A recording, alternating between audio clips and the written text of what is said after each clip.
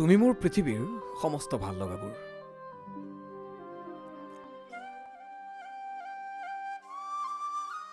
বিফল সংগ ছবি কিয় এৰে?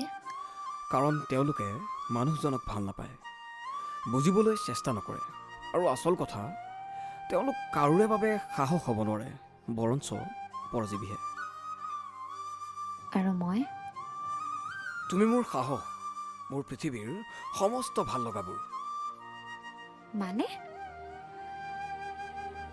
মানে আকাশৰ নীলাখিনি, ৰাতিৰ তৰাবোৰ, দিনৰ সেউজীয়াবোৰ। তুমি কাষত থকাটোৱেই মোৰ প্ৰথম সফলতা। এই জীৱনৰ যুঁজত কোনোবাটো আছে বাৰে বাৰে হাৰিলেও আঘাতৰ বুজ ল'বলৈ। তেন্তে মা দেউতা কোন?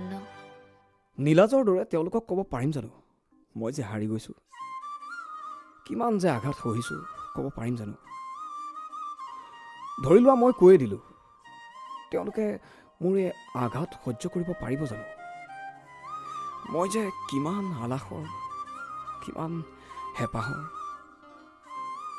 অকলশৰীয়া অনুভৱ হোৱাৰ কথা ক'লে মা দেউতা নাই জানো বুলি ক'বলৈ সহজ। সেয়ে কওঁ, তুমি কাষত থকাটোৱেই মোৰ বাবে প্ৰথম সফলতা। কিন্তু তুমিওনো চাগে কিমান দিনলৈ? সদায়। যুঁজত সাঙুৰি ল'লা যেতিয়া মই আকৌ যুঁজৰি পলোৱা বিধৰ নহয় দেই।